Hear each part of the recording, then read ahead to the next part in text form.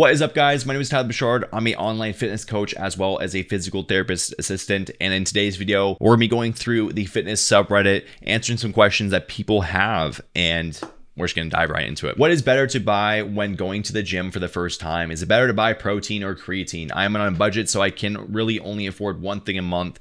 If you had to choose between protein and creatine, I would definitely choose protein, because what we need to do is we need to focus on just essentials. That's gonna be our nutrition, our training, and our recovery. So our nutrition, primarily our protein, is gonna be super essential. It's gonna help us put on more muscle mass. It's gonna help us make sure that we can recover from the gym. And also it's just gonna promote more fat loss if you are trying to do like a calorie deficit or something like that too. Keeping it somewhere between about 0.8 to 1 gram of protein per pound of body weight is gonna be a good idea for most people, whether your goal is to get bigger, lose some body fat. Like, you pretty much just want to keep it there all the time. So another question from It's Getting Sweaty. It's not super sweaty. When I'm bench pressing barbell and approaching failure, my tricep tendons, clearly not the muscles, give out before my chest. The tendons feel the most pressure at lockout. I'm using very light weights and retracting my scapula. Any advice? So I really wouldn't know what to think on this unless I saw a video, but just going off of what I can see here, a lot of people think you need to retract your shoulder blades when you're doing some kind of bench press. And unless you're pushing a fuck ton of weights, like your goal is basically not to put on muscle, it's more so just to push as much weight as possible. You're probably going to want to make sure that you are actually letting the natural gliding of your shoulder blade go forward and backward, or basically protraction and retraction as you're doing any kind of pressing movement, because that's naturally what our arms need to do as we do a press. What it sounds like is if we're fully retracting our shoulder blades and our tricep tendon, basically at least the long head attaches to that, it's going to be hard for our tricep to actually be at a good working length. If we're retracting them back and basically keeping it super tense, well, when we need to actually push and kind of like, need the shoulder blade to go forward a little bit, if we're consistently squeezing back, it's going to limit what that tricep can do. C Cucumber 3000, can I get a deadlift form check? Very new to lifting.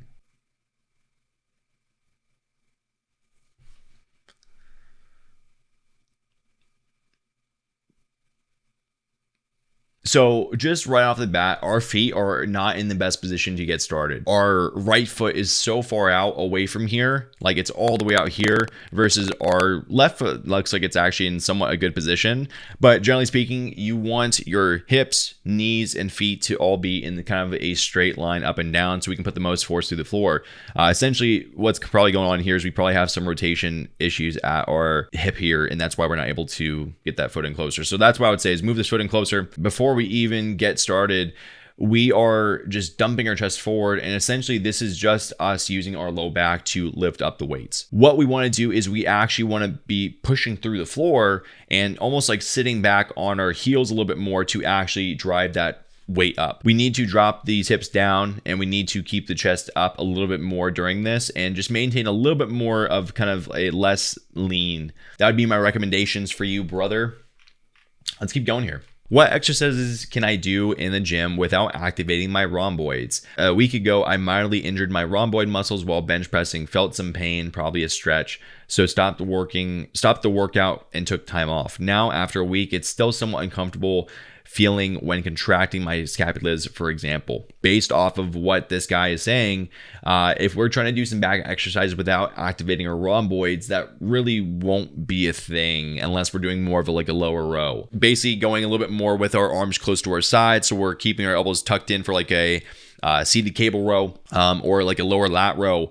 That would be something that wouldn't really target much of the rhomboids, but there's really no way to not activate the rhomboids. All right, I've lost a significant amount of weight in the past year. I'm now 133 pounds. However, the main thing that I've struggled with is just having belly fat that just won't go away.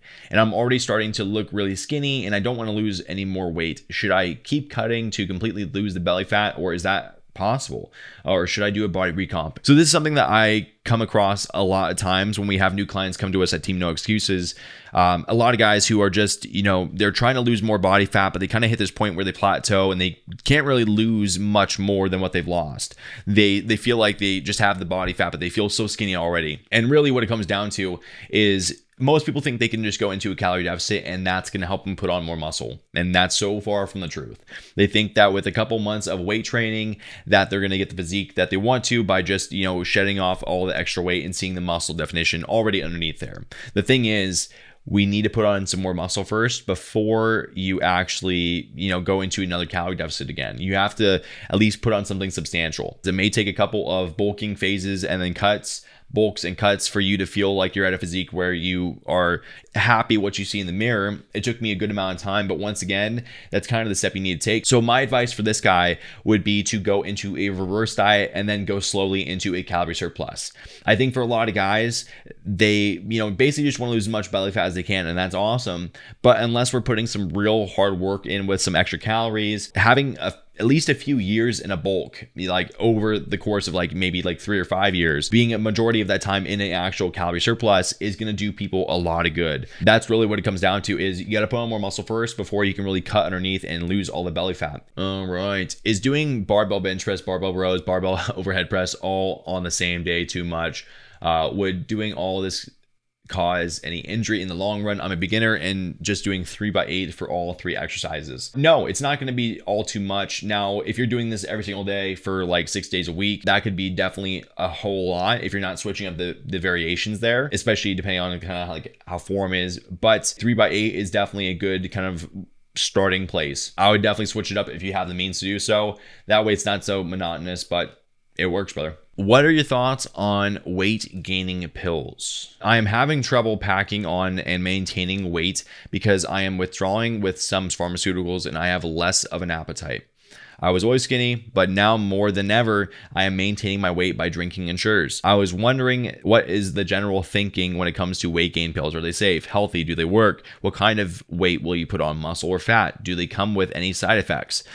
I would not really trust any kind of weight gain pills, anything like that. Really what it comes down to is just consistently eating more. And I think it's a hard part because once again, you're withdrawing from some pharmaceuticals. You have less of an appetite probably due to some withdrawals.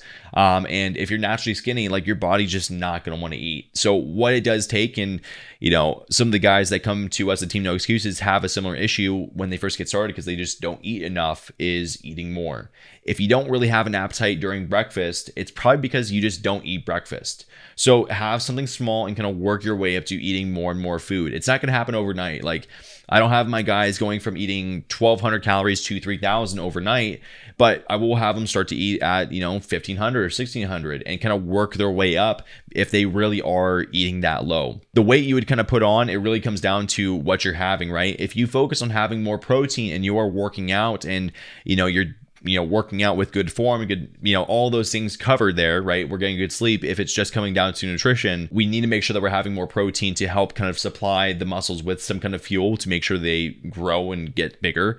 So that way you don't always, feel so skinny. Essentially, that's what I would do. You can also rely on some things like fats, because fats have a good amount of calories along with them. Have some almond butter, have some peanut butter, make some peanut butter sandwiches, and, find some foods that are going to help you hit your calories, but aren't complete bullshit and stuff like that all the time. Some of these guys just pour their heart out into these questions. I feel you. Okay, we'll do one more. I am 6'2", 24-year-old male who started working out for the first time in around 2 years. I've been working an extremely stressful job, but prior to this 2 years worked out daily. I'm coming off somewhat of a cutting phase and started the week at around 157, 158. I did some heavy compound lifts the last 2 days, and my weight has shot up to around 164, 165. Is this normal? I feel pretty bloated and uncomfortable, to be honest. I think my face looks bloated too.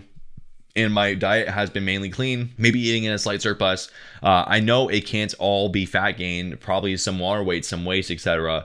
But it seems like a decent amount of weight gain considering I lost the weight pretty slowly and was eating a decent amount of calories until in my cutting phase. You're coming off your cutting phase. You start off the week around 157, 158, and then you shot up 2 days later to 164, 165. It really depends on kind of the calories here. It doesn't really matter what we did kind of weight training. That may play a small factor as far as maybe some, swelling, if anything. But really what it comes down to is, how are you tracking the calories, right? If we go straight from a calorie deficit to a calorie surplus like that, well, you can expect we're going to put on some weight. So let's say, for example, we had 200 carbs during our calorie deficit. And let's say, just for example, we shot up to 400 grams of carbs during a calorie surplus. And we just went from, that to that without having some phase in between. What's going to happen is we're also going to put on more water weight along with that. With every gram of carbohydrate that you store basically as glycogen, it stores along 3 to 4 grams of water along with that.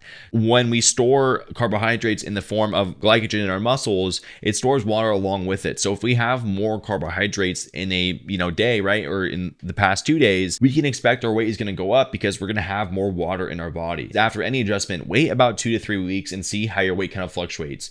If it goes back down to a normal kind of range, then that obviously just shows you it's probably a little bit more of some water weight, or maybe your eating wasn't exactly on point. Really what it comes down to is making sure that you're tracking your calories and also not having such a big steep jump from a calorie deficit to a calorie surplus. Make there a kind of in-between phase, at least for a little bit, and then kind of work your way up is what I would say, just to avoid kind of a lot of the fear around the scale, because obviously when people see that, they freak out and then they go back into a calorie deficit because oh shit, I just jumped up 4 pounds and I need to lose the weight again, and it just becomes this cyclic pattern that's really stupid. If you got value out of this, let me know by hitting like. If you have any questions you want to submit, make sure to hit them at tylerbfitqna@gmail.com. You can send them through there and I'll be diving into these more. Bye-bye.